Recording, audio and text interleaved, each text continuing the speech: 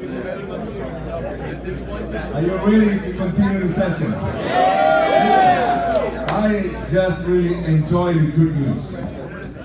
I hope we have more time to just listen to the good news. It is just so refreshing, just knowing God is really working in an amazing way. Anyway, now this is not from the Bible, so don't worry.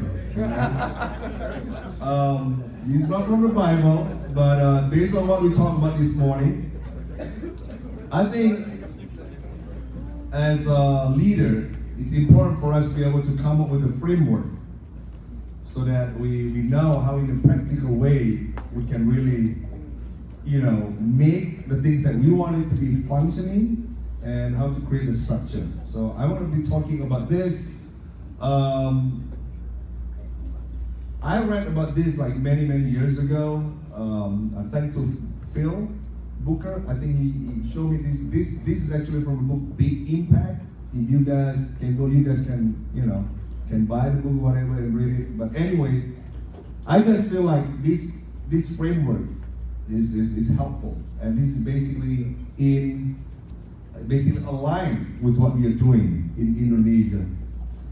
I don't think I need to explain about the prayer. I did explain that already. I'm going to focus more about the reach later, and then the care, and then the empower.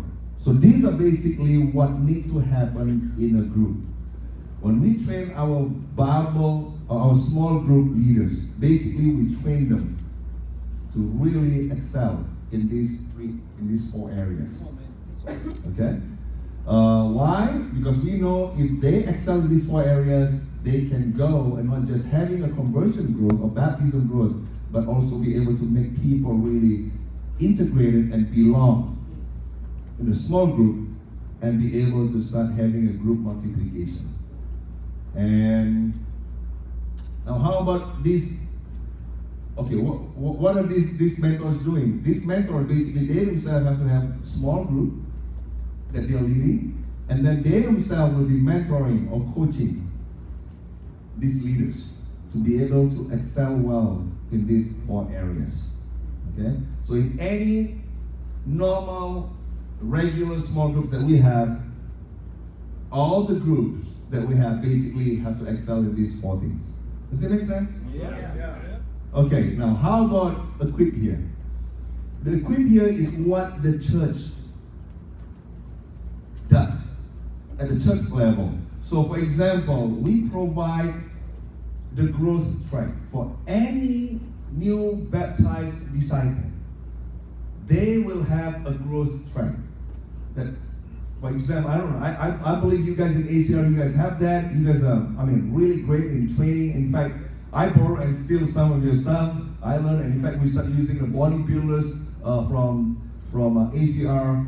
But every young Christian that really goes through the growth track, we really see them really growing. Amen. And then if you put them in a small group that is really functioning, you can see them really growing, and it is the best raw material to raise up leaders. Many church leaders around the world talking about we need to raise up leaders. We need to raise up leaders. But where are the leaders? Right. The best way to raise up leaders is when we have the right growth track. Yeah. And then we put these young Christians, since the day they got baptized, they are in a functioning small groups. Right.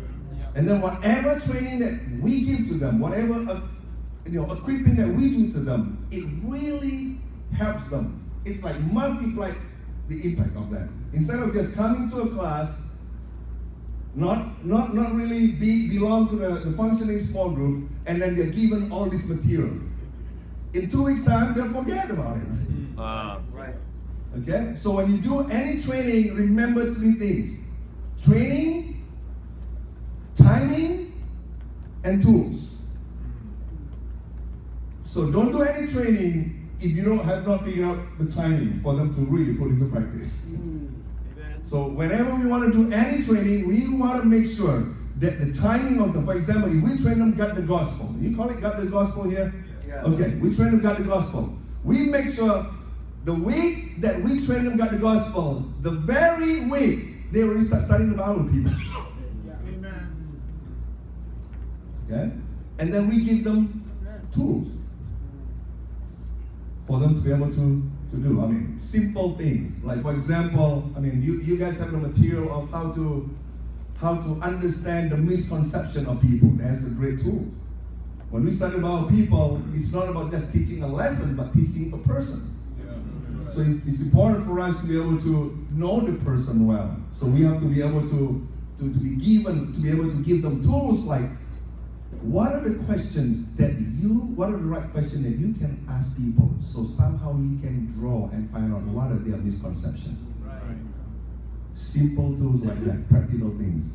I think when we start training leaders in a very practical level and a very simplest form, I think it really helps them, because you make them ready to do the things that God wants them to do. Amen? Amen. Yeah. So we have a growth track.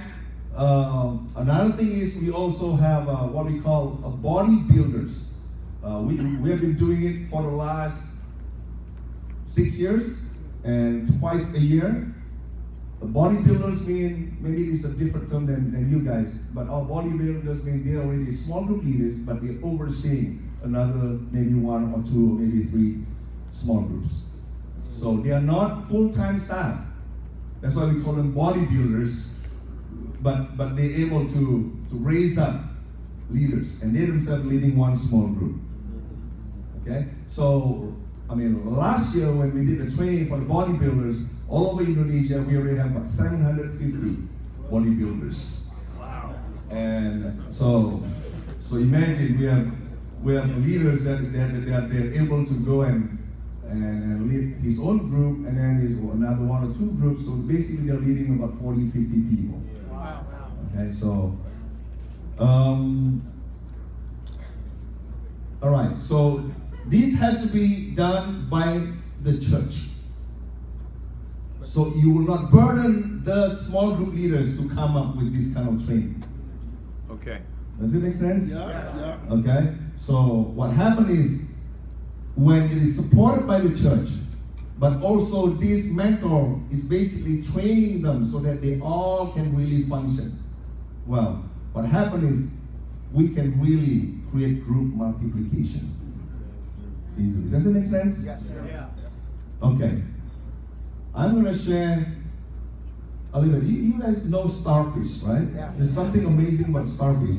You cut starfish here, it will grow again.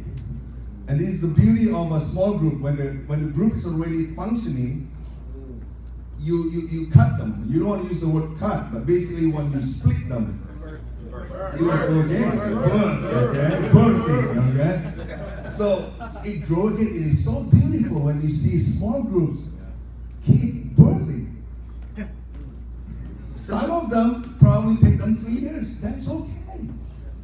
Just like the book in Matthew 13, some is like 100 folds, some is like 30 folds, it's okay. But they gave birth. Right. And I just see the moment right now when these small groups gave birth. It is amazing. We do celebration, we take pictures together. You don't want to make it like sad. We're splitting up, no, but they birth. And now we start doing the launching of few small groups together, but we target certain group of people. So we start picking few people from different small groups and we put them in one small group. So that one is not birthing, but that one is more like targeted mission. Right. So we call it launching. We launch basically a mission just from small groups. Okay? So you don't have to send mission from the church. You can send mission now from the small groups. That's great. So Amen. I want us to look at this picture. What is the difference between these two? Inside, outside, no freedom. Exactly. This one, if you see the barbed wire, is facing outside. You go to any prison, when it's facing outside, you know this is to keep people from going in. So basically, this is to keep them out. This one is inside the prison. That's why you see the barbed wire is going inside. This is to keep people from going outside. This is basically to keep them in. We have to literally evaluate our whole church. and really see, are we keeping people in? Or do we also have to really, or our church, keeping people out at the same time? Does it make sense? Uh-huh.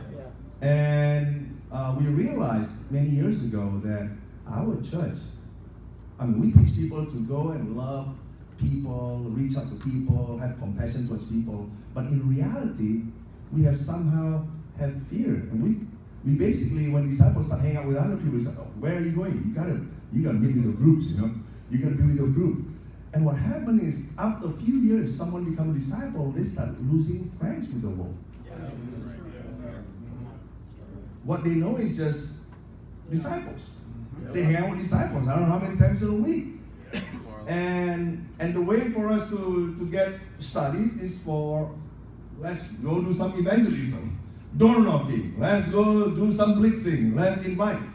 But it becomes not organic. I'm not saying at all that you should stop doing that. What I'm saying is it makes disciples go out there not based on compassion, but based on, because we got to give some study. Right. Okay? And we figure out in Jakarta Church, we basically keep people in. But we expect them to go and reach out to the world, but we keep them in. And it is so confusing. I remember the time when we have disciples come and say, bro, we get confused here. I remember we are made guilty for not spending time with the disciples. When we go out with our friends, we are made guilty for somehow hang out with people in the world. And I got to literally admit in front of the church and said, I'm really sorry that I really caused confusion to you guys. And we literally have to re-taught the church that Jesus actually friends of sinners.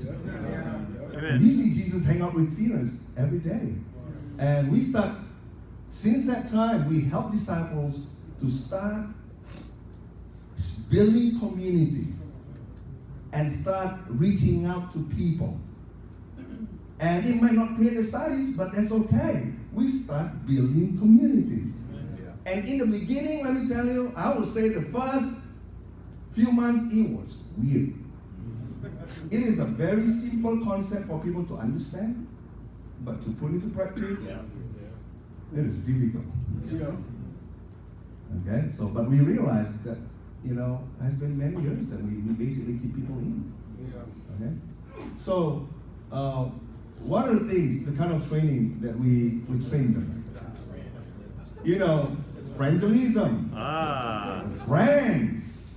These are the closer circle. Relatives, associates, neighbors. These are the closer circle. You start from this group of people. You don't have to go out to people, strangers. Start from these people. So, this is very simple concept, but let me tell you, when we start getting going, people confused. So that's okay. It might take few months for people to get used to it. So we start having people list down again their friends, their neighbors, their family members, and start asking them to pray and start giving them time to hang out with these people again.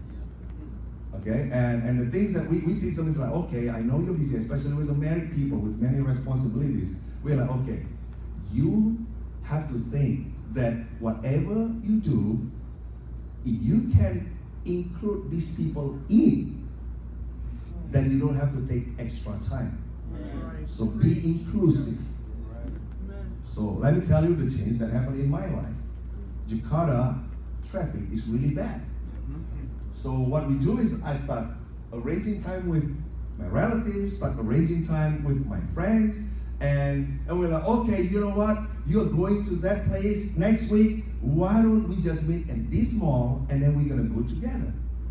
So basically I said, just use my car. That's okay, I'll be driving. It is awesome. 2 hours together in the traffic. Instead of me by myself. Yeah. So, and then my wife started include people to do grocery shopping together. We do it at the same time. And just include people. Yep. Include people. Be creative in that. When we do that, actually, it's going to be the time spent anyway. Yeah, right. But now, because you are being inclusive, people start seeing your life, your daily life, your real life. And that is very, very inspiring. Okay?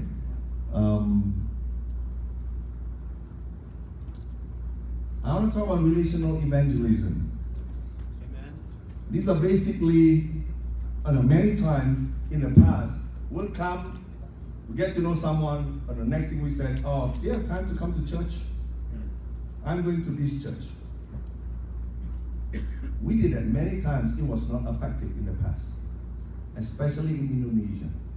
So we realized we gotta help disciples, teach them to really build genuine, meaningful relationship with people. Come on. So we arrange it, we divide it into two phases. Phase one is you gotta build meaningful relationship with people. So there'll be like 4 steps here and another 4 steps there. I'm gonna show it to you. First of all, initial contact. You just meet someone there. And then after that, you grow in your relationship, not just know his name, but now you basically better acquainted with that person. Okay? So this is where we start including them in our life. For example,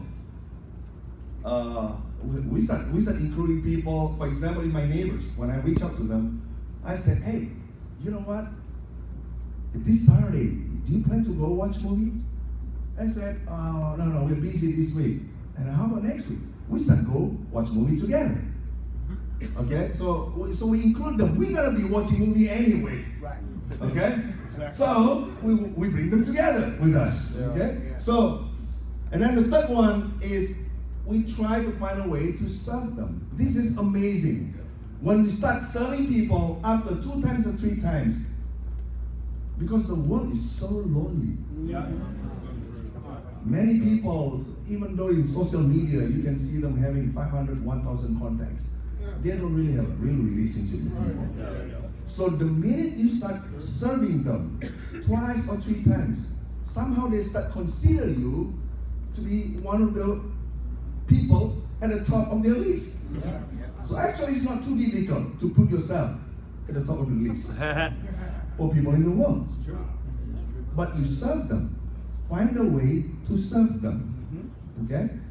And then the 4th step is when you already become friends with them. How do I know? What is the sign for me when I know someone's already considered me as friend? I see them start open up about their life. They start feeling comfortable. They start contacting me. That's when I feel like, wow, they already become friends with me. And then another thing, just to check, just to make sure that I will not be assuming, is I ask them. I said, hey, we've been knowing each other for about 2 months. You know, do you feel like our friendship or our relationship, you feel like you feel comfortable? I ask people that way.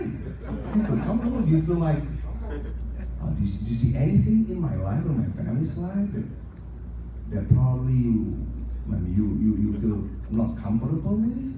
Ask people that question. You know what people say? No, I like you. I like your family. I feel very comfortable with you. Then it's a confirmation, and he's my friend now. Okay? It's as simple as that. Yep. Okay? Good stuff. And then once you already built the friendship, now you start moving to the next phase. This is when you start getting the gospel out to them. Okay? So don't be too long. Don't build a friendship for 3 years. Okay? And in fact, the more this becomes a lifestyle, the faster it is. I can build friendship with someone right now within 2 weeks. Okay? Now, what happened after you know you're confident enough that they consider you as friend? You start show your identification. Tell people who you really are. People have to know what I believe. I usually will make it like very, very how do you call it? In a very relaxed way. I'll say, hey, you know what? There's certain things in my life that I didn't believe 20 years ago, 30 years ago. But somehow this become my conviction. That's a good one. And they're like, what is that? Like, don't ask. Okay? But you start telling people your conviction. I start talking about, let's say they're married, and I know when I get to know them, they have a bad marriage. I start talking about, you know what? I realized how I was not even in touch with my own feeling. I start telling them about my own self, how I grew up in a dysfunctional family. My mom and dad got divorced, and I start sharing that. And I said, and you know what? I appreciate one day I got people that actually ask me this deep question that I always try to avoid, to not talk about it. So I start shifting and talking about my conversion.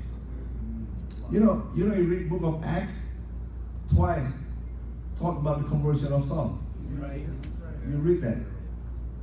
I prepare so that I can share about my conversion, about how God changed my life. Yeah. There's a 5-minute version, I have a 1-minute version, a 10 minutes version. Right. And we train our leaders to do that. Come on. It sounds simple, but we start putting people together. First time when we train people to do that, let me tell you, they look at each other. A lot of them is like saying the things that they shouldn't even say. So they're gonna rehearse that. To the point that one day when they meet someone, they feel so comfortable Come on. and so confident to just share that. This is a conversation that you can share in 1 minute, 2 minutes. But it's so attractive, make people really like, wow, I know this person well. So clear identification. Next one is start introducing to community. Because sometimes people just know you by yourself, people will discount it. But when your friend, this is the beauty of it, you know, when I start bringing my friend to meet with the community, you know what? They'll be like saying, hey, how long have you been knowing Harlem? They said, well, 3 weeks ago. I said, let me tell you, man, they start talking about good things about me in front of my friend. Yeah. And I feel good. This is when we do a lot of resource gossip. That's the only gossip that is allowed. We're talking about each other's resources, but actually we want him to know. Now, don't be overly doing that, you know. People will be like, oh, you know, what's it? But this is the time for me to introduce them to community. Third step, expose them to the gospel. Yeah. Good. Be clear about it. I don't have to explain the gospel. I already did talk about it this morning. And then the fourth step is the invitation. Now, do people have to really go through these steps? No, but let me tell you the benefit of it. We basically create a worksheet and start dividing into 8 columns. And we ask the disciples to write down their friends, their relatives, whatever, you know, their neighbor's name over there on the left side. And then we said, okay, where are you in the relationship with them right now? Some people is already here. Some people is only 2, stuck 4 years at 2. But once they understand that, you can see the excitement because we remember we sit down together, we share that. And, oh, you know what? I already move on from point number 2 to number 4. There is a sense of growth. They feel like they're moving forward. All right. Instead of just saying, okay, have you reached out to that guy? Can you set up a study with that guy? Mm-hmm. But at least they know, wow, have I really been a friend with that guy? It's good. I gotta do something to move up to number 4 here. And some people, they're just being friends. They've been friends for 6 years. And now they realize, well, I gotta move up here. Because we're already friends. So it's so good to see people that way. Again, this is basically just a tool. When people have a tool, it makes them easier to do things. Yes, Does it amen. make sense? Yeah. Yeah. Now you can create your 6 steps, it doesn't matter. You can create your 4 steps, it doesn't matter as long as it's a good tool for people to use. All right? And it's very unifying when people have the same tool. Great point. All right? This is also another thing that we do in the small group. Basically, it took us about 1.5 years to transition to really make sure that we retrain everyone in the small group. We used to be a church with small groups, so we already have the structure. We have the small group before. But it's just not functioning. Most of the small groups were not functioning.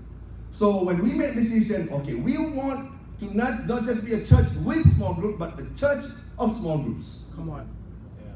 How are we gonna start? I remember telling the staff, like, okay, don't make a change at all in your sector yet. Start from my sector. Because how can we teach them if we ourselves have not really been able to make it successful? So basically, my ministry is a guinea pig. Started from my own ministry. So it took us about 3 months to get into every small group that we have. 3 months. Literally every week, 4 days in a week, 4 small groups. If your church is smaller, probably it will not be taking 1.5 years. Our church that time is about 1,000 disciples. Maybe if your church is smaller, probably it will take shorter time. Maybe 4 months, 6 months, I don't know. But in my case, in our church situation, it took us 3 months. So what Vani and I did was, basically, we start leading a small group again. And let the leaders just walk with us. And then the next day, we join another small group. So basically, we go to the grassroots. Does it make sense? Yeah. Okay, so what do we do? There are 5 things. Number 1 is to know and to be known. We said in a small group, make sure if you want to function as a family, just make sure you know each other. And I remember the first time when we did that, it blew my mind away. This is me in the church. I've been training the leaders. I found out many people, even among in the same small groups, for 3-4 years, they don't really know each other. So I've been assuming all this time. Sometimes the leaders know these people, but they don't really know each other. So we start this, to know and to be known. So it's not just for you to know, but you also have to allow yourself to be known. Yes. Number 2, to encourage. And to be encouraged. This is one another relationship. You know what we found out? We found out disciples don't even know how to encourage. And be encouraged. Thirdly, this was so bad for us, Asian. To be celebrated, it was like unheard of. All right. So when we did that in a small group, people like want to be celebrated. Because people only celebrate when there's baptism. But then we start learning, you know what, if there's any small progress, let's say that brother want to change, want to repent on this area. All right. And he just make a small progress, even the effort. We should celebrate that. Good point. Yep. And we celebrate it as well. Some Asian, actually many Asians, we have false humility. I don't need to be celebrated. But inside, I want it, This is number 4, to serve and to be served. Woo, this one took some time. We realized there's certain people, only few people that want to serve. But we have to train everyone to learn to serve. And to be served. This is so helpful. We see many leaders find it very encouraging when they are being served. Very simple. We have people start coming from groups like, bro, is there anything I can help you out? Is there anything I can really do to help out with your family, to help out with this? That is awesome. We have been preaching about one another, but people just didn't do that. And number 5, to admonish and to be admonished. To speak the truth in love. And to be spoken the truth in love. This is actually the last step. This is actually the hardest. All right. For everyone, so let's say you have 10 people in the group. Now you start having everyone admonish each other. That is awesome. Okay? So, of course, there's no perfect small group, but at least these are the things that we start practicing. All right? Now, what is overall impact in the church? All right. I started having people on Sunday service, after the lesson, people coming. I said, bro, thank you so much. This is what I learned. Because they have been doing that in a small groups. Right. In the past, someone's preaching, that's it.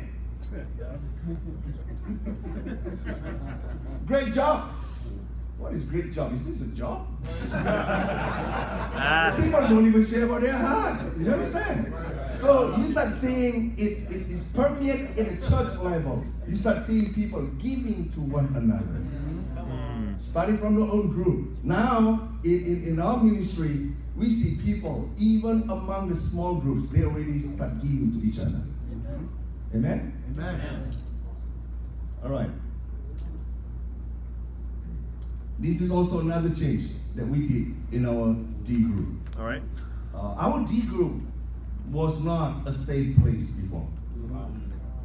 So many people, because especially the one that has been discipled for quite some time, they know what to say to be safe. But they're not growing because of that, because it's not the root issue that's being dealt with. You know what I'm talking about? So we start basically revamping the whole thing. We say, okay, we got to change the way we do a D group. Number one is, okay, let's say you put 6 brothers together, okay? Just imagine that, 6 brothers together. And then we have everyone say, okay, I feel like this is what I want to see happening in my life. In the next 3 months. So, and then we take turns. So 6 people will say these are the things that they want to see happening. This is their goal. And then right after that, the second one is this is done by the group. Let's say if I say I want to see my marriage really grow. I want to grow in my communication. I want to be able to pray together with my wife every day. And right now, we didn't do that. We don't do that consistently. So I need to get help in that. So the rest of the group will start doing the clarification. So the next round is like people say, okay, so may I know like your schedule? Do you guys usually get together at night? What time is it? Is that the time issue? Instead of giving feedback right away. And I find this round to be so useful because when people do clarification, let me tell you, this is amazing. First of all, it's very respectful, but also many people learn about that person. I just want to clarify, how is your schedule like in 1 week? When people ask that, wow, many people don't even know that this brother actually having difficulty. And his workplace and all that. So when people do the clarification, and let's say after I share that, this is my goal, this is what I want to see happening. This guy asked, because probably he want to give some feedback, so he clarified. Maybe the next guy just skip because it's okay. Maybe he knows me well. He doesn't need to clarify. So we just do that. Then the third round is, by the group again, people start giving feedback. Now, it doesn't have to be everyone. In a group of 6, maybe just 2 or 3 guys give you feedback. That's okay. The fourth one, now I skip number 3 because I think everyone knows how to give feedback already, right? So, number 4, see, this is the big change in our D group. Now, I'm the one, after getting the feedback, I'm the one that say, you know what, this is what is helpful for me. Not all the feedback is helpful. But which one is the most helpful for me? The one that knows is me, not them. They are not me. When we start doing that, it is amazing. Because I start realizing that certain people, they just like to be visited and to have a brother come and pray together with him. Once a week. some people, they don't function that way. People just function differently. Right. So number 4, they tell what is helpful, what's most helpful. And number 5, I do group again, everyone start giving the encouragement. Bro, you know what, we see you, bro, you know, even though in the midst of your difficult schedule that you do this, it is very, very powerful and very encouraging. Wow. Does it make sense? Yeah. So,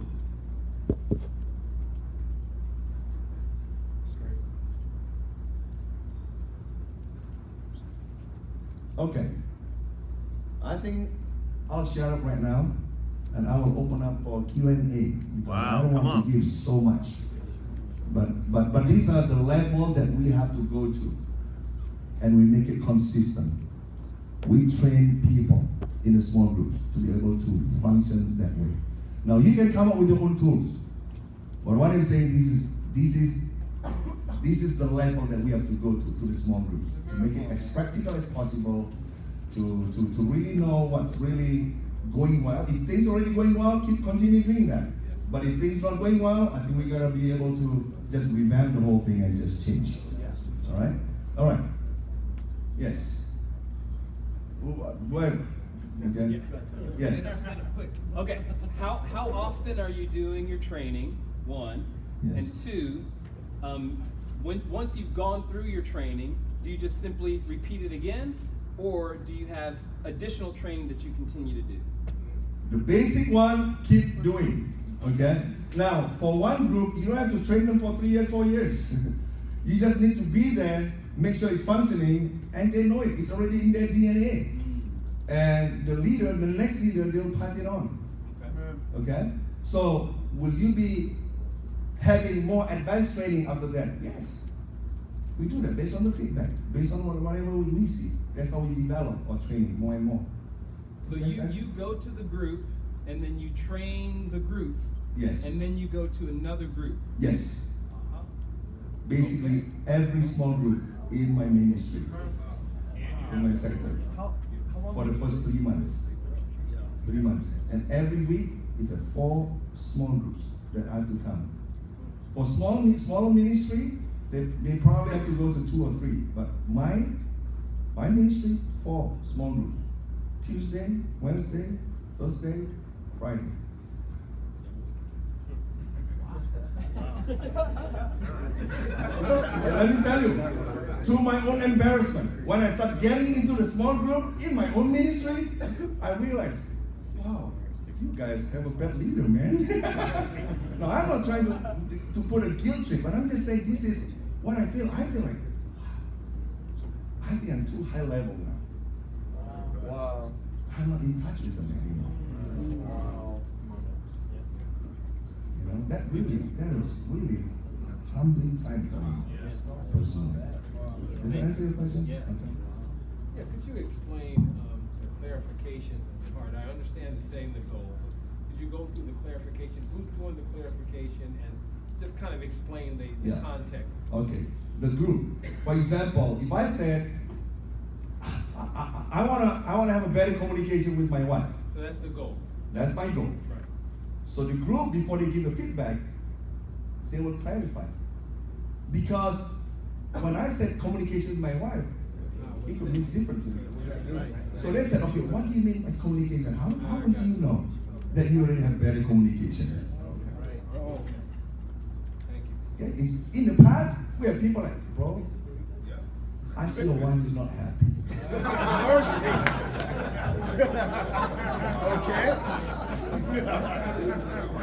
not looking radiant. Scary. Okay. Yes. Yeah, just to clarify as well, first off, thank you so much, Robert. But in the process of growth, you just mentioned the person that you are studying with and reaching out to. You said that you include them to do a Bible study as well. No. Be a part of the Bible study. Okay. You have to differentiate between community that we're building. When I said community, that means people, they're not even studying the Bible yet. But they already start being inclusive in our life or in the life of the small groups that we have. Okay? So they come to our birthday party, they join and watch movie, they come to our house, we invite them, we go to their house, they know our kids, so we start include them in our life. So that's how we build a community. Now, doesn't mean they're really even interested in studying the Bible. But sometimes it depends on the person, okay? If we already start building friendship with people in the community, and we start rolling up to the next phase, we start telling them about our own life, talking about gospel to them, and start inviting them to come to Bible talk. That's when I see, when people start coming to Bible talk, that's when people start open up to want to have a Bible study. If they're already involved in the community, this is what happened. I don't even have to ask them to study Bible. They're the one that said, hey, I've been coming to Bible talk a few weeks already. And I feel like, wow, these guys study the Bible. How come I don't study the Bible? Okay, well, do you want to? Say that. And it's very organic. Does that answer your question? Is it? I think you mentioned the person that you're reaching out to, they're part of the community. Yes. And you are, they've gotten to that point like, I want to do the Bible studies. There, maybe 3 or 4 times you got together and sat down with them. Did you, I might have heard you wrong, but I thought you said after that process has started, then that person is now. No. The person is not joining any of the Bible study for other people. They don't do that, okay? Yeah. Because they can give a wrong advice. So when I say inclusive, doesn't mean that you just make everything. We don't put people in charge. So they are not in charge. For example, when they are part of the community, they join the Bible talk, they could be one of the guys that sing, but they are not the one that's actually in charge, or not leading the singing. They can do the photocopy of whatever song, but they themselves are not in charge. Okay? Yes. Yes. Yeah, I really appreciate it. I wanted to ask, how do you select your leaders, your small group leaders? In the past, we looked for a certain skill set. Yeah.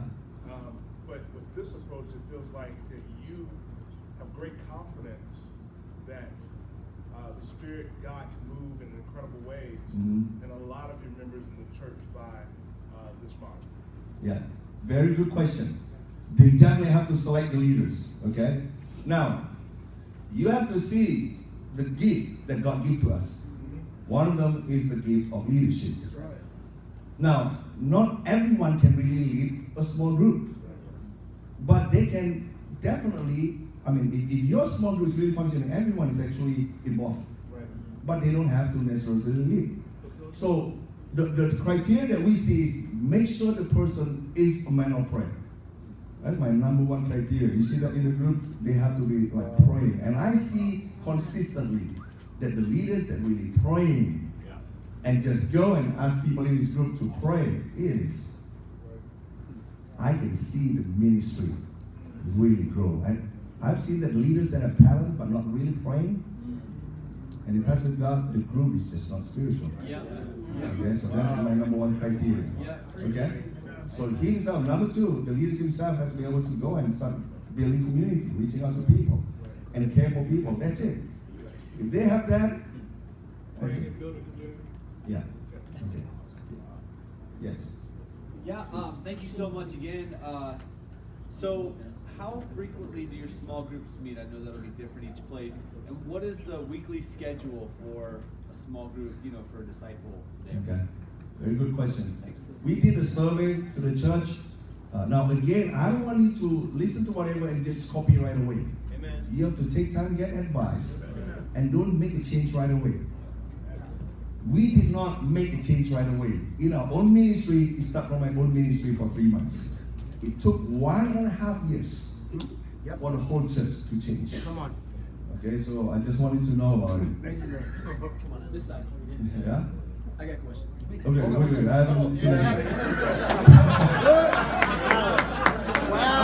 I'm distracted by your Hershey.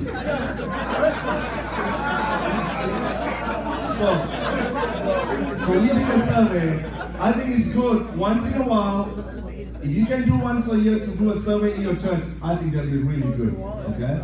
So that you know what's going on at the grassroots level. So we ask the church, which gathering, which meeting that really is the most beneficial, the most helpful, most building up for you? Sunday service, the D group, whatever. You know the response we got, the midweek was at the bottom. So we asked the question again. So does that mean that you don't want midweek? People said no. It is the form of the midweek. And they start giving us good reason.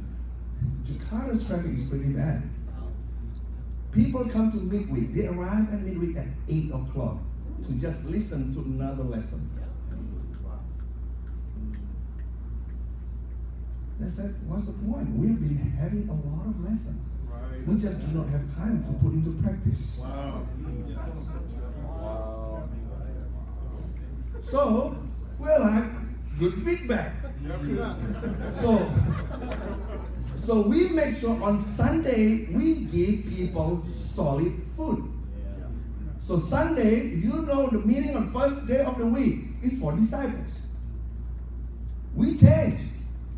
In the past, on Sunday, of course, we have a theme. We try to give something, but some of it's for people outside to reach out to people. We stop doing that. We focus on Sunday just for disciples. We have time when we have a Bible talk to go and give more of a lighter kind of version for people outside, more like relevant study, you know. But Sunday is for disciples. So, is it good if people have one deep study on Sunday? That's good enough. Now, this is outside their own Bible study. That is outside of their D group, when the leaders just teach them. So we have to literally train the leaders to even be able to go and teach. Does it make sense? So we change, so we still have midweek until today, but it's in the form of small groups, or few small groups get together. For the church that is the size of 50, we tell them, you should get together as a whole church. It's only 50 people. Okay?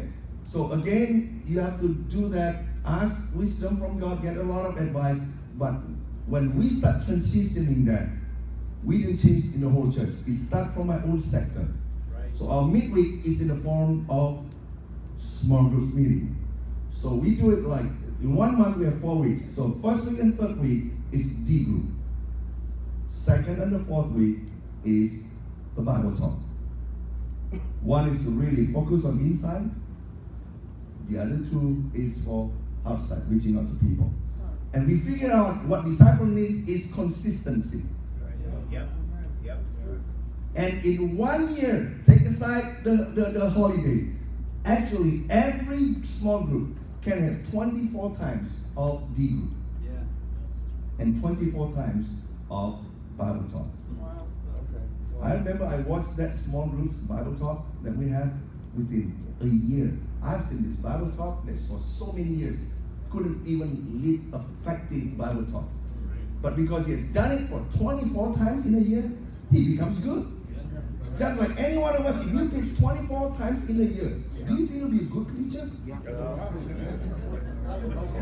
I hope so, okay? Yeah. But it's a consistency. And people know exactly, people already know what's going to happen next week, what's going to happen a week after that. So that is what's helpful. Does that answer your question? Yes, and that's it. So Yeah. Monday, Wednesday, and then the rest of the... Yeah. Some people, they do it on Wednesday. For married group, a lot of them do it on Friday. They're small groups. So, because Saturday they don't have to work. So they can have a longer time, Friday. Some people think that Thursday, it is beautiful. People just make their own arrangement. Depends on the day when they can really feel like it's the best for them. Okay? Yes. Yes. Wherever. So, question I have for you is the relational evangelism. Now, I know that in Jakarta, it's predominantly Muslim. Yes. So how does this apply to people that are religious as Mhm. far as being Christians? Yeah. You know, do you apply the same principle to people that are already studying the Bible, that attend church, and you're reaching out to them? Yes. Same thing. People, religious people, even the church leader. Next month we're gonna baptize one of the main church leader of a big church in Jakarta. Yes. We changed the way we approach this. When we start getting to know someone, when we already become friends, our mistake in the past was we put our position as I'm a teacher. Let me teach you something. We changed that. So we start learn from them. Let me give you an example. We come in with these religious people. In fact, I start loving getting with religious people now. Because when you start asking a few questions, they will start sharing about their problem.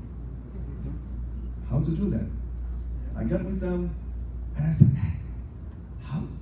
I know you're busy, you're leading this ministry and all that. How did you manage your schedule? You have to work, you have this responsibility, and also at the same time, you're very active in research. How did you manage it? I want to know. You know what they say? Actually, I don't really manage it well. No, you ask them sincerely. Not trying to catch them. It's their fault. Some people, they tell something which is good. And you know what I do? I said, that's good. I write it down. Ask questions.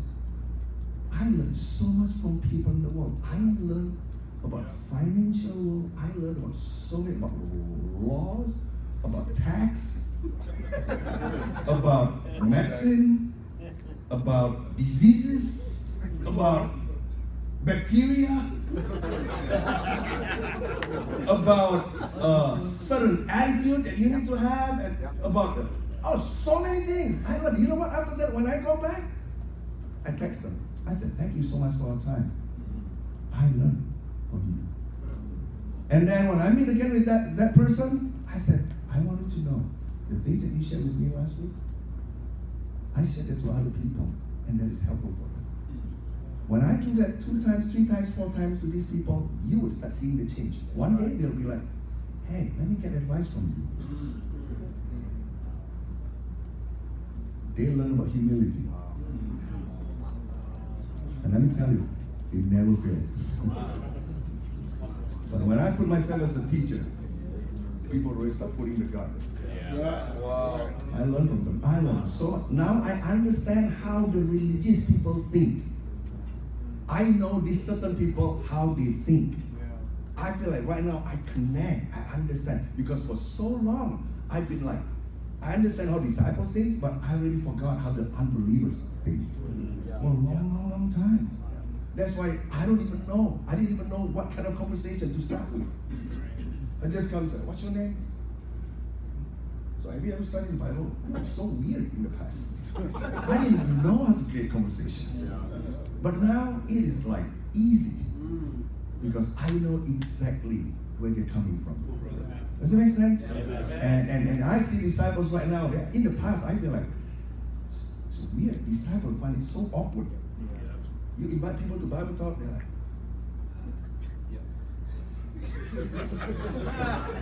weird. But once they become, they're really involved in this, if you become part of their life, you see them pick up conversation easily. Okay? Yes. So I know, like, you're I know you're a leader. You know, you have to lead, but at the same time, I love how you mentioned that you spend a lot of time in the small groups. You spend a lot of time doing that. But how do you have a balance between, you know, not getting caught up in the details, because you still also have to see the bigger picture, right? So how do you balance between those two things as a leader? Simple. Every week I have my thinking time. Overseeing the region, we're also overseeing churches. I have my thinking time, 1 hour to 2 hours every week. When I do my thinking time, I look at it at a micro level. So that's easy.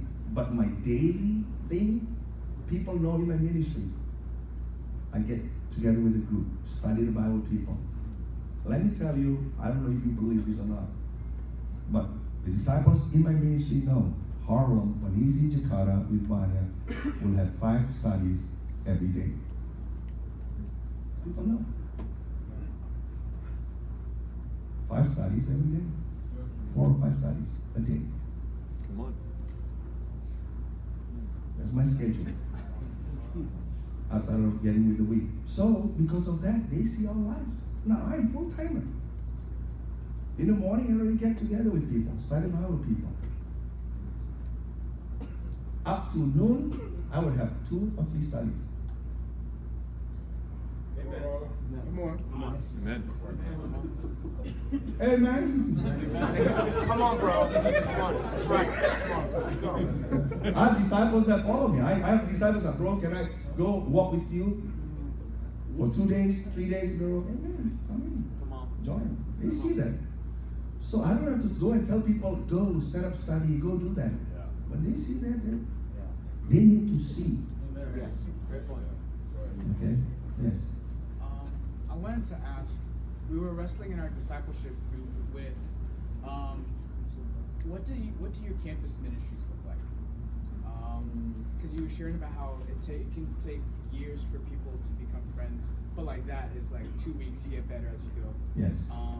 But in campus, you've got generally 4 years to work with. So Yes. how do you think through that?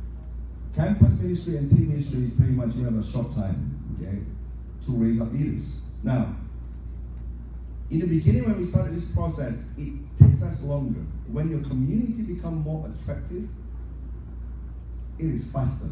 We used to convert people 6 years to 7 years to convert one guy since the day they joined the community. Nowadays, 6 months, 1 year. Because when they come in the community, they find it like attractive. It's easier for them to be able to just trust to join in the group. Now, with the campus situation, I think, don't think of you have to build like 4 years, 5 years relationship. If the disciples is a small group, if they're already becoming good at it, it is a matter of months. In fact, it's very effective. We don't have to go and set up the study, try to go and change the study right now because it's rolling. I don't know if you're aware of it. It's really rolling. Like right now, in my ministry, even in the single ministry that Woody is leading, or for example, another sector, it is waiting list. Just in America alone, just this week, I already have another 3 guys that I have not met that really want to study the Bible. Because it's set up by this guy that's already in community. They text me. Today, I got another one that said, hey, my friend wants to study Bible.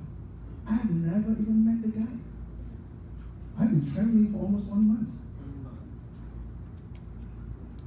So that makes sense? Because it's rolling now. It doesn't make sense.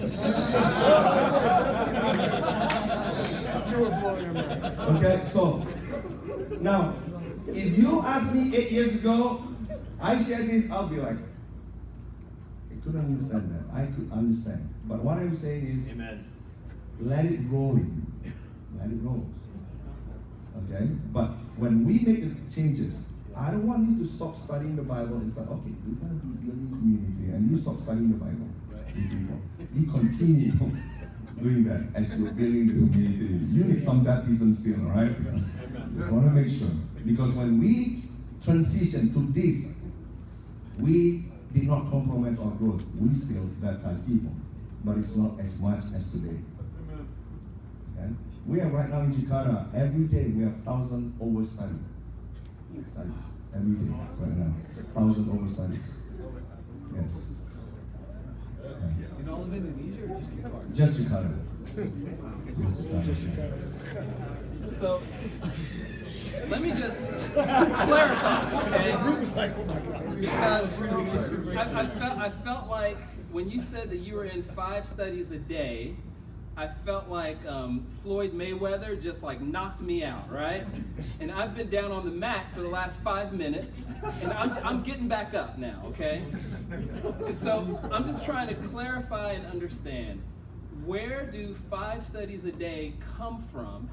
How does that happen and who's free in the day? Like you said, 2 or 3 people before lunchtime. Yeah. So like, where are those people coming from?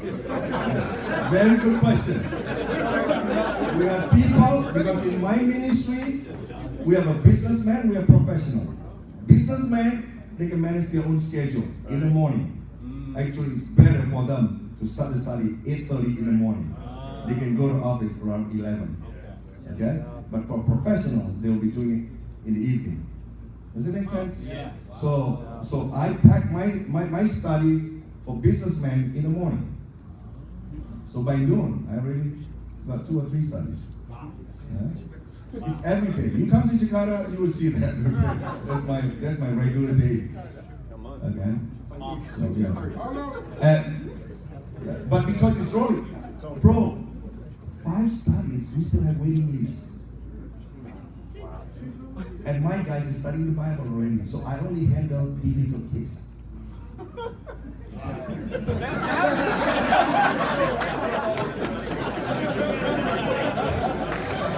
now you're saying that those 5 studies a day are only the difficult cases. Like the nephew of this president. That's my study, okay? And this one, yes. Wow. Amen. Okay.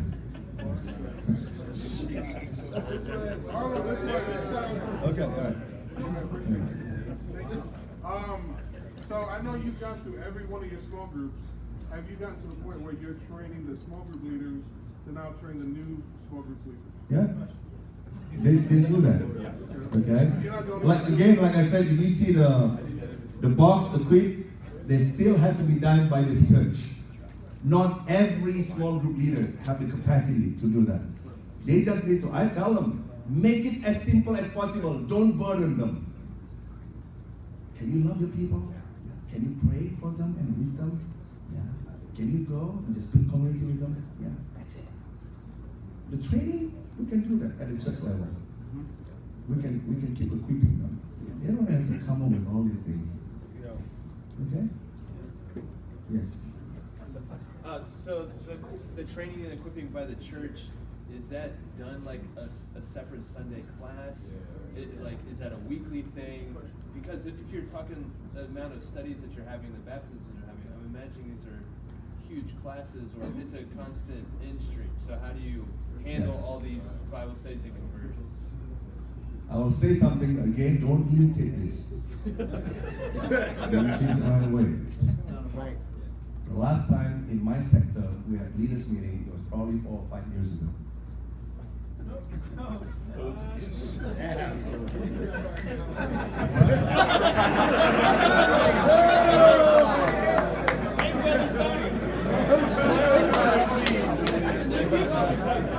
You can come. Let me tell you, I realize how much time I've been wasting in the past having leaders meeting every week. And my leaders don't even know how to study about people, they don't know how to lead small groups. You know why? Because I have in back of my mind training the leaders so that the church can become 2,000. It's too complicated. Too high level. Okay? So no. But I do train the leaders. For example, in Jakarta, we have a Bible, we have a bond builders. I mentioned that to you twice a year. I was there, I trained them. Okay? Twice a year. Yes, but in terms of my own sector, of 250 people, the last time I had leaders meeting was probably 4 or 5 years ago. Because you're in the small group training them individually. Okay. Okay. That's my on-the-job training. And I just sit down with them and just get with them and just that's it. I don't have a leaders meeting for 250 people, let's go, and you have a leaders of 50 or 100 people. There's no point.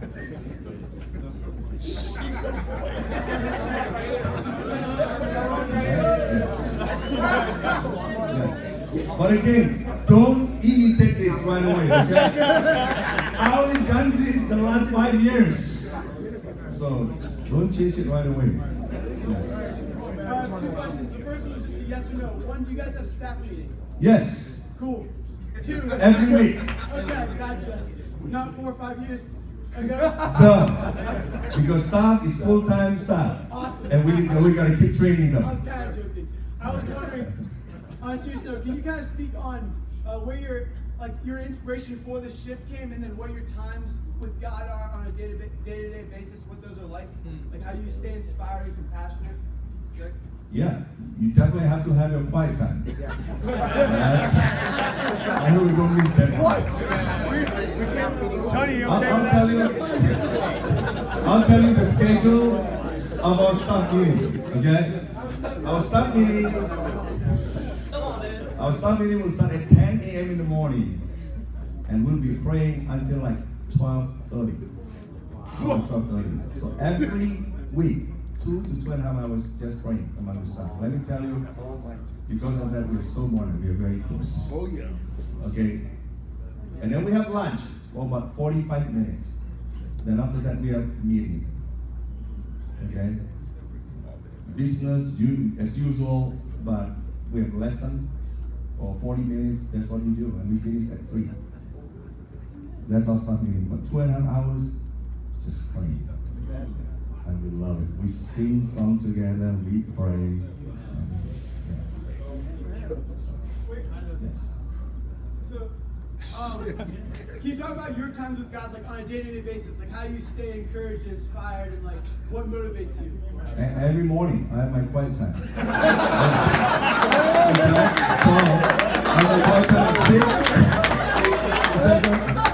Okay. Is this your question? Day-to-day schedule? I have my quiet time at 6, okay? And then my first study start at 8 or 8:30. Yeah, what is that like in that time between those 2 hours you spend with God? I'm guessing you read and pray. Yeah. What is it like? Okay. He's taking up Let's spend personal time, bro, okay? We'll talk about it.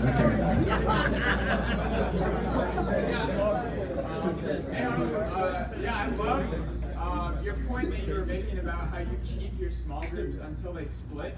But that's not a bad thing. Like it's birth. Yeah, birth. But in the campus ministry, we have such a high turnover rate, but also such a good opportunity for rapid growth. And so, what would be your thoughts on how to implement that within a campus setting? That's a good question. I mean, here in America, you guys, it's pretty mobile. You know, people go to this university, they come from different states. So I believe you guys are the expert. You guys are supposed to be expert. So whatever small group concept, get advice and put it in your own context. I think that would be the best answer I could answer. Okay, I don't have in Jakarta people moving from here and over there. I mean, we don't have as much.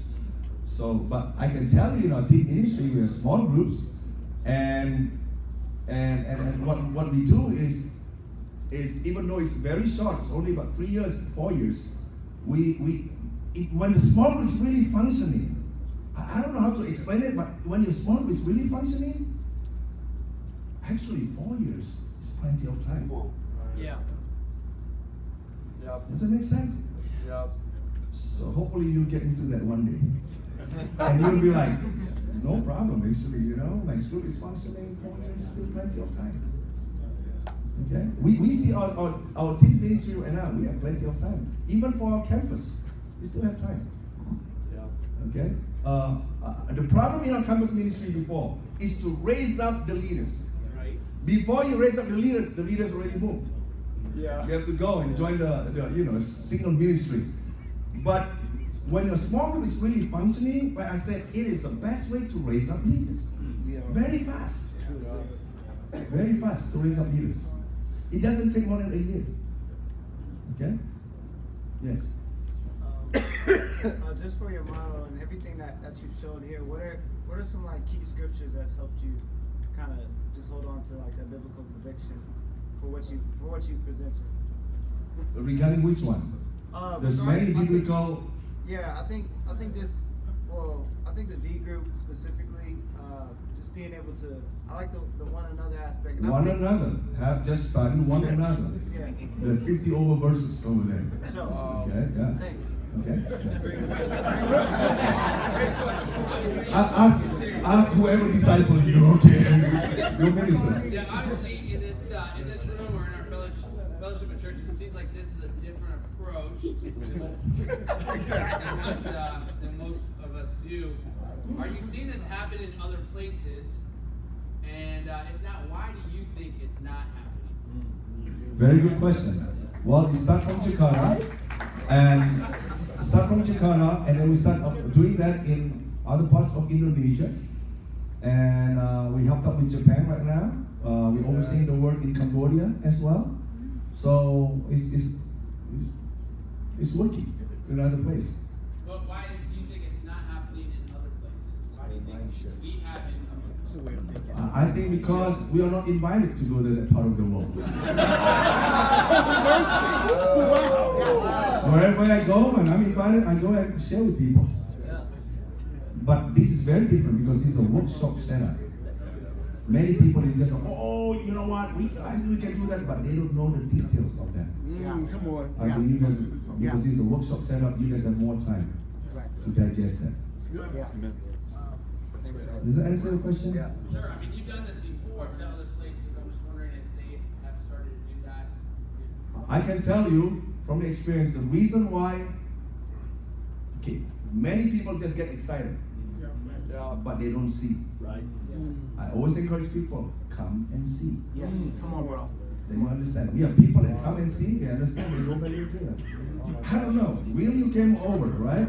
You see that, you understand what I'm talking about. At least just, the glimpse of it. You came a few months ago. You see. I went to the 2 Bible talks that were shown there, and it was the case. I mean, 70 plus people at these Bible talks. It's amazing.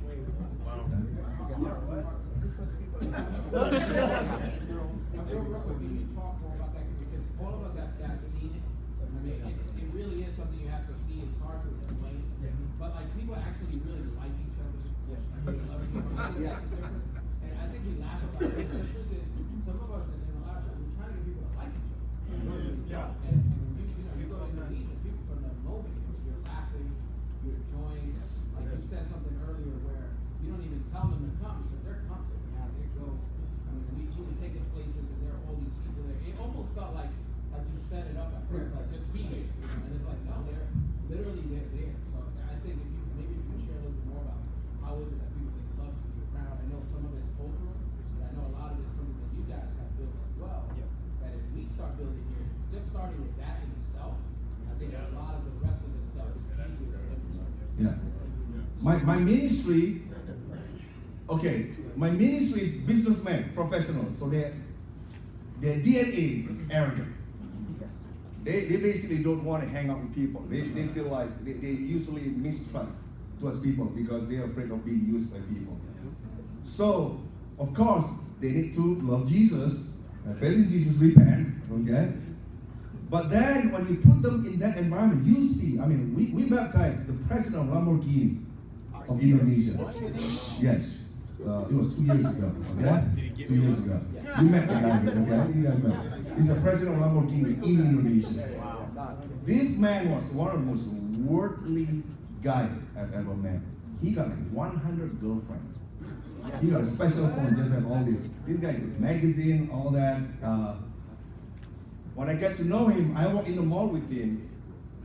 I've never met any guy that the girl's like, Bobby!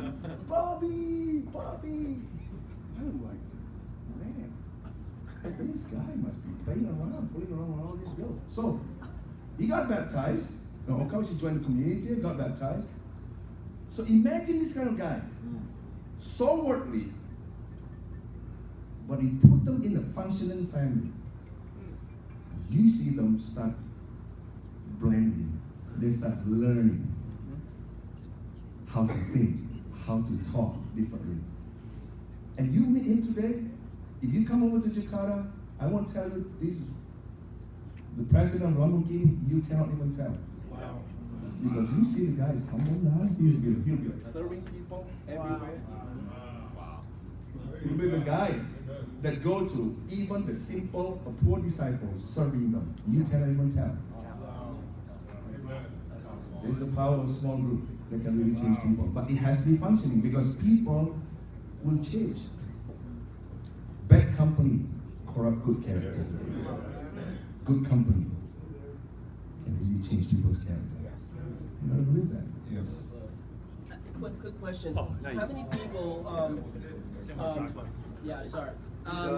As far as, with the community, people that walk away from God, like, what is the percentage? Has it decreased since you started implementing community and the way you've been? Very good question. Thank you. My mission of 250 people. I think in the last 5 years, 6 years, I think we only have 2 fall away. One or 2 fall away. One or 2 fall away. How many? 250. No, you know, come on. Let me give you stats. Let me give you stats. Of third world. In the third world, if you ever to be in the third world before, you know that in the third world, yes, people have a lot of baptism, but also have a lot of followers. Yeah. Yeah. That was the stats. When we start doing this community, we don't have hardly have people that follow me. Why people want to leave? Yeah. I know you guys did a lot of church plantings. Yeah. Did you have a goal over a certain amount of time to plant like 50 churches or something? Yeah. Did the things you're talking about, how did that affect your church planting strategy and the effectiveness of those plantings? It is in line because it's easier for us to raise up the bodybuilders. And the one that we send out is basically bodybuilders or an intern that we train. So, of course, we can keep sending the mission. Money is an issue. But if we can work on the money, we can send missions to people. So, you can send 3 or 4 missions. And what we learned over the years was our mistake is we send a mission team. I call it mission team. They got fired up after a year. They feel lonely and they start going down. That's what happened to a lot of mission teams. Yeah. So we created what we call mission tree. So you don't have to be part of mission team, but you can be part of mission tree. So what we do, we send 3 missions. Let's say, for example, in particular year to these places, 3 places.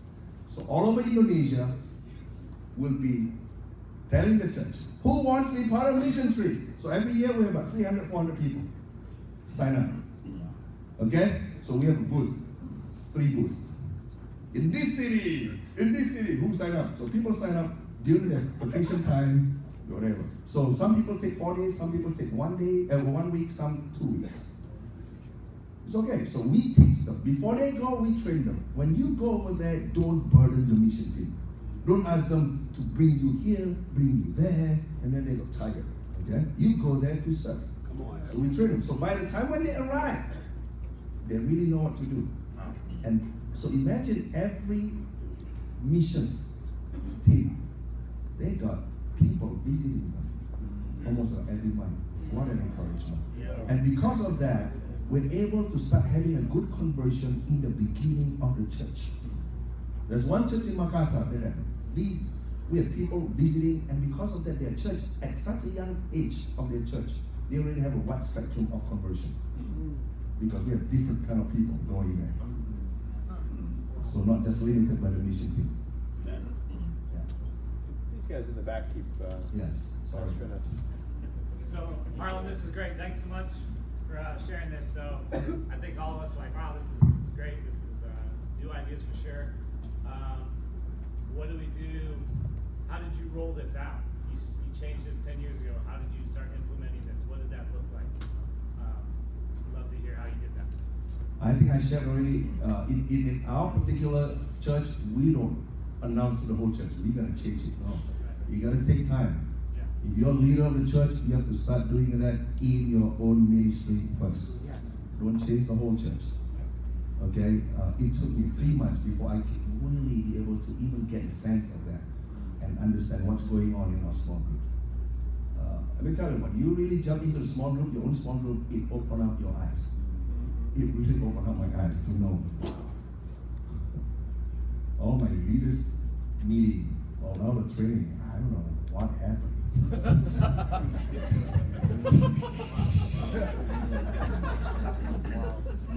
Yeah, so, yes. Does that answer your question, bro? You have to start from your own ministry first. Make sure that until it really works. Not all the small group will function, but at least you start having a few small groups really functioning. When you're starting in that small group, is it evangelism or like what? Is it Oh, we start with getting them closer, Yeah. but also start training them how to really get into the community.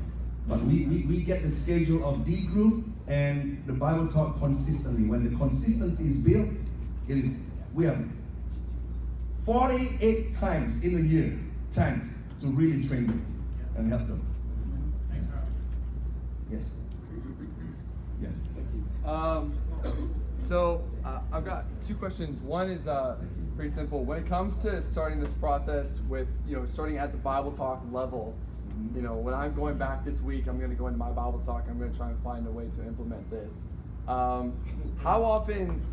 How is the time of your Bible Talk structured? So literally, for us, I think we all follow a very similar model. We have a big open question. We discuss it. We bring in a biblical point of view, and then we discuss that, and then it's done.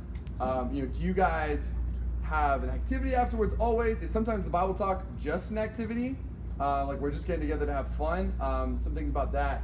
And then the other question is just a personal interest. I love the church in Tokyo, so to hear that you guys are working with them is very powerful for me. Mm-hmm. So if you could just a couple words on an update on how they're doing, that would be incredible. Thank you. I think you get advice from. Which church are you from? Richmond. Richmond. Make sure you get advice from your leaders. Don't just go start your own. Just get advice. I don't want to get into trouble. All right. But that's wise. Okay. I appreciate you want to do that. Now, I think a lot of us think, maybe you're doing the Bible Talk differently. No, the Bible Talk says the same thing. Yeah, that's right. Open questions, have people come and all that. When Ed came over, you let one of them. It is a community. Yes. The Bible Talk is still the same, but in the past, our Bible Talk is like a program. It's like an event. Bring people in. That's right. And after that, try to set up study. Yeah. Now it's different. We are building community. And this community knows that we have regular Bible Talk. Yeah. And they're the one like, I want to come to one. Yeah. And in the Bible Talk, because they're already part of the community, when they come to Bible Talk, they are no more strangers. Right. They already know us. So it's not awkward. You know what I mean? Yeah. Okay. Regarding the Tokyo Church, I think Tokyo Church went through a lot, but if you go to Tokyo Church, you can see it's a loving church right now. Yeah. It's a loving church. You can see people like really embracing each other, and so that's the update. The last update, I was just there about 2.5 weeks ago for their Jubilee. I think that's the best Jubilee that they had. Yeah, that's awesome. That's all the churches, and they start bringing in a lot of younger people. Awesome. So yeah. Thank you. It's real. Yeah. First off, I'm just really grateful that you're here, and I'm really grateful that Ed invited you to come in. Because I'll be honest, I totally appreciate the fact that it seems fantastical, these numbers. Like, I totally appreciate what you're saying. The first time I came was like 10 years ago, and it really knocked me out. I was like, what in the world? And then, we made a commitment as a church, we would come every year to really study. And I just want to encourage all of us not to take this and to feel like, okay, I need to, get this ramped up for January in order to roll this out. I think we've decided just as a church to take, and I appreciate our board in doing that. Thanks, Bruce. Us really take the long view, because I will say this, guys, in all seriousness, the most convicting group for me to meet with was the businessman's group. that you're describing, because these are high-powered people, but I've never in my life felt more served by them. And and you just wouldn't know. It was really funny. Like Chris and I went together, and Chris was there, and he was talking about how, I'll never forget, Chris was saying, I wish, I have a hard time seeing rich people really having a heart for God. And I was dying laughing, because these are like multi-millionaire billionaires, and they were like, oh, let's help you out, Chris. Rich people can be spiritual too. And after I told Chris how rich these guys were, he was like, oh wow, that's great. They're like best of friends now, and WhatsApping all the time. So I just think one thing I just want to encourage us as we're here is, if it's possible to take some time to go and see, that's great, or just to connect. I think that would be great. But the question I had for you is, what inspires me is not, I'm totally inspired by the small groups. Can you talk to us a little bit about how you raise up the staff, and how Booty and all the others, and just kind of what your thinking is, where you are now in terms of replacing yourself, succession planning, in terms of thinking about the next 10 years, not just the past 10 years, but kind of where you're going. So I'd be interested to hear that, Harley. Okay. Thank you. Thank you. I think the way you raise up the staff is pretty much the same everywhere. Okay, you pray for them, you open up the scripture for them, and do all this kind of thing to help the building of their character. But I will share one thing that is very different in our staff meeting right now. Sharing of good news. In the past, it would be like, I got these 3 studies, and we're gonna baptize them. It's just different names, but it's pretty much the same good news. You know what I'm talking about? Yes. But I can tell you what I've been hearing in the staff meeting now. It's like, it sounds like, I see this guy really raise up right now. He can build this community, grow, and all this, and this time thinking outside the box. And this time having the confidence now to go and even. Sometimes I sit down, listen to the good news, I'm like, wow. And because of that, they're confident. They raise up people. And they don't want to take the ministry as it all depends on them anymore. Yes. I hear the news like, oh, now they're doing this, and they're doing this. So I can use my time to do other things, to equip them, and to also start up a new group. When I hear that, I'm happy. Because that their ministry is not depending on them anymore. Right. But they keep raising up leaders. But in order for that to happen, as a leader, you gotta be secure. Yes. Let me tell you what I experienced. When my people, they really need me in my own ministry. I was like, I come to these small groups, that's why I'm taking care of it. Oh, thank you. I said, hey, you need anything? No. That's why I didn't have leaders meeting now in the last 4 or 5 years. But you know what? When I went back home, I feel, God, it's supposed to be that way. They're to rely on the power of the Holy Spirit. And I just have to do the part that Ephesians 4 is saying. I just have to equip them. But everyone have to do the work of the ministry, not me. So in the past, we have a mindset, the staff have to do the work of the ministry. That's why they got paid. Right. No. We got paid for the ministry of the word. Yes. I spent a lot of time praying for them, praying together with them. I spent time really teaching them Bible. They get involved in the Bible study, get involved in really helping out people. That is like shaking their faith if they have problems. That is what I spend time on. And then we spend time in really start a new group with a new leader that we want to raise up. But the one is already mature, they still a friendship with us, which I'm happy. Okay, I'll be talking tomorrow about the discipling model that we have. Okay? I'll be talking about the discipling model that we have. So, and you can see, like for example, when your children is small, of course, you give a lot of instruction. I'm more like a teacher, student relationship. But now, me and the leaders, the small group leaders that we have, I'm normally teachers, students relationship. with most of them. But we are always friends. But we are at a different stage of discipling relationship, which I'll be mentioning tomorrow. Come on. Yes? Amen. Yes. Yeah, Right. so we're going to have to probably have this and then one more question. Yeah. You talked about small groups, communities, D groups, Bible talks. I'm just looking for the clarification. Are these really all different words for the same thing? It's what's the core groups? I thought you even said that for some of your D groups or for the Bible talk, you have several groups coming together. Just clarification of the relationship between those and how these communities are building themselves outside of D groups and the Bible talk. Thank you. Small groups, you already understand. The small groups together, they will build communities.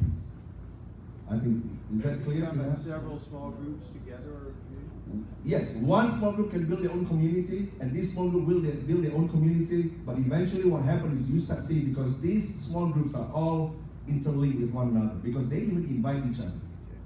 What happens is they start getting to know this community, so you can start seeing the community start bubbling up, they combine. That's why when we have one baptism, you can have 6 small groups joining one baptism. Very common nowadays. One baptism, you can see like 70 people coming. And this one guy is like, he knows it because he already spent time with this small group, he's invited by this small group, he's part of this community. You can see the richness of it instead of just having 2 guys, the one that sit in the study. Mercy. Does that make sense? You can come to baptism that we have in years. There's one time we have like 100 people coming. And we don't do the baptism in church. We do the baptism outside the church. Okay? So, and people just come and the sharing can last 3 hours. We have to select people. I'm just telling you. But it is a celebration. Okay? And okay, so the D group in this, okay, the function of a small group. One small group has 2 functions. One is the D group, another one is Bible talk. One is for insight, the discipling among the disciples, and then one is basically reaching out. Same group. Same group. Or one Bible talk can be the combination of 2 D groups. If one D group is capable, another one is like still being raised up. So you can combine 2 D group to have one Bible talk. And what's the typical size for that group? For which one? The D group or small group? D group is about 10 people, 12 people. If it's married ministry, it's about 5 to 6 couples. Right? And then the discipling that I have is with we call it bodybuilders. Bodybuilders, they lead their own small groups, but they also oversee another 1 or 2 small groups. So the one that I'm discipling in my own ministry is basically the bodybuilders. Does that answer your question? It does. And then the community is the idea of the small group and then being inclusive and having a lot of other people coming in. Yeah. So that's why it's like 40 people. Have Al for the last question. Yes, yes.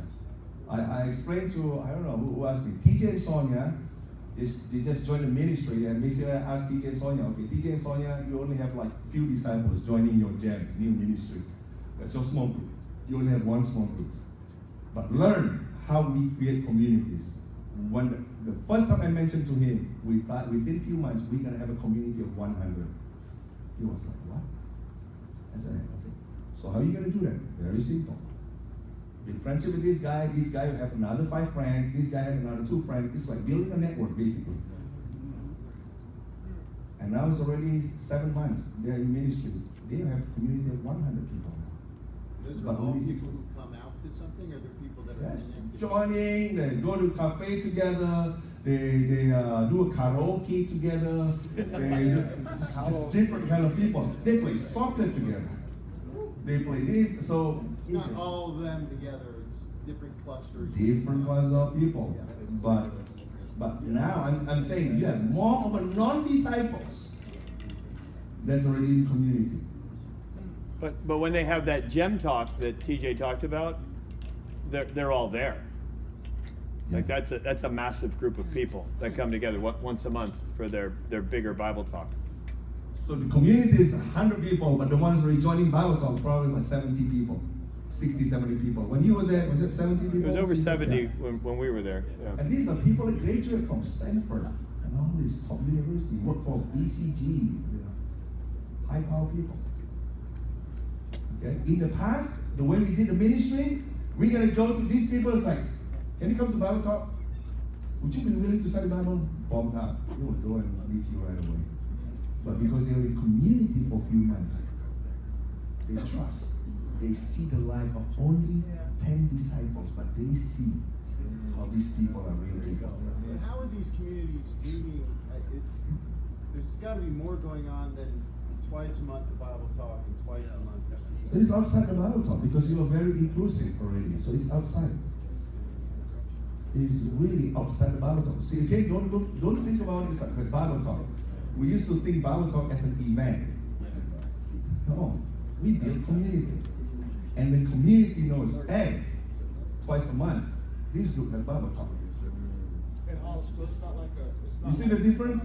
Yeah, that's. So for example, Ed Anton come over. We didn't even make an arrangement. I was like, okay, Ed Anton's gonna come over. Okay, so Ed, would you be willing to just come to one of Bible talk? Okay, all right.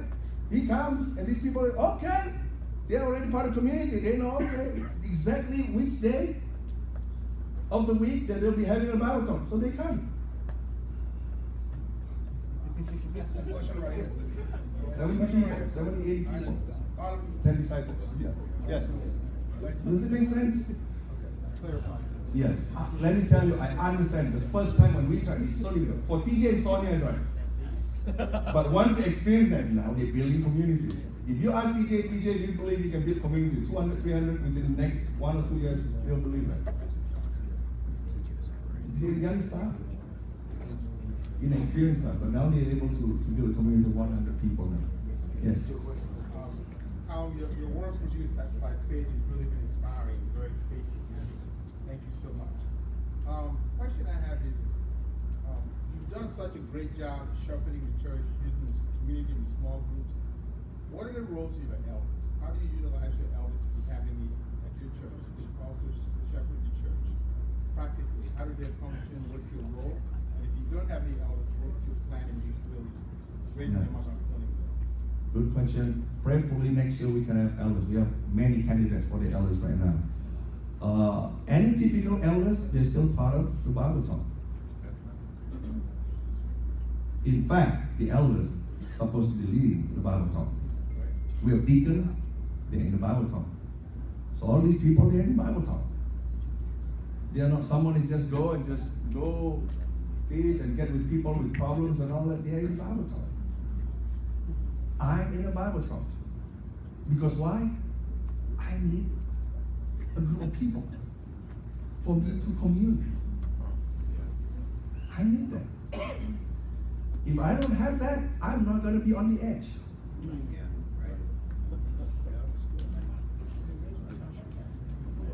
Okay? Does that answer your question? No? Okay, thank you. Okay, thank you. That's a lot of advice from the church leader. That's very good. Don't make me change right away.